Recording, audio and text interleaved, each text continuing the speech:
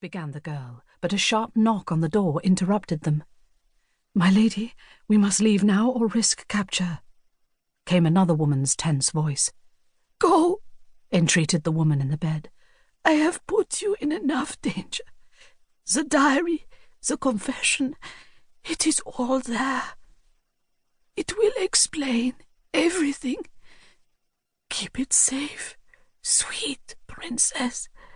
It may save your life one day." The young woman nodded, then bent to kiss the parchment-like skin, sadness muting her fear. Here was another woman whom she had loved, who had cared for her, being taken from her too young. "Goodbye, my lady," she replied, wiping the tears away as she hurried out of the room and ran with all her might through the house and out into the stable yard, where her escort waited. Within moments she was mounted.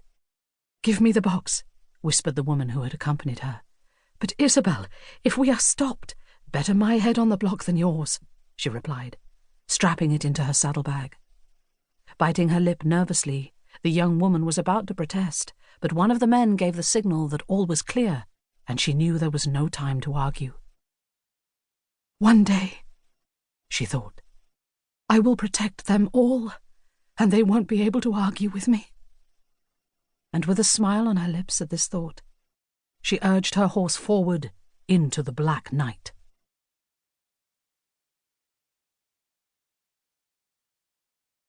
Part 1. September 2018. Chapter 1. "No!" screamed Perdita Rivers. She was falling, her body twisting out of control, her breathing ragged as she fought to regain her balance, but she knew it was impossible. She threw out her hands, the wind tearing the screams from her mouth as she fell headfirst, tumbling over and over, until she no longer knew where was up. A large, soft snowdrift finally stopped her fall, and she lay face down in the icy coldness, catching her breath. It was then she heard the shouts of concern, punctuated by stifled giggles. Two strong hands grabbed her around the waist and hauled her into a standing position. With great reluctance, she looked up into the dancing blue eyes of her friend Kit Mackenzie. He was doing his best to look concerned as he dusted away her covering of snow, but was making a very bad job of it. Perdita, too, felt the corner of her mouth twitch. "Stupid snowboard," she muttered, and Kit burst out laughing. Behind them she heard the whoosh of skis as the rest of their party arrived at her side. First to reach them was her twin sister, Piper Davidson, who skidded to a neat halt, followed by Kit's elder sister, Megan, and her fiancé, Pablo. Piper was giggling. "Oh, birds, that was hilarious. Shame you weren't able to work in a somersault."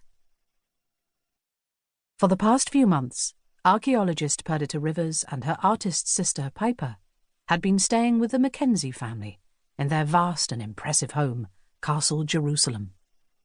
It was situated in the tiny principality of Andorra, which was perched on the Pyrenees Mountains between France and Spain. The house, as the name suggested, was at its heart a 12th century castle that had belonged to the family for several generations. Over the years it had been extended and was now the headquarters of the Mackenzies' vast historical research business, as well as a comfortable family home. Around the castle were the impressive ski runs and luxurious resorts that added to the glamour of the small but perfectly formed tax haven. Together the group made their way, laughing and talking, back the short distance to the winding path that led to the side entrance of Castle Jerusalem. The sun was sinking over the mountains, streaking the sky with a magnificent show of red, orange and pink swirls.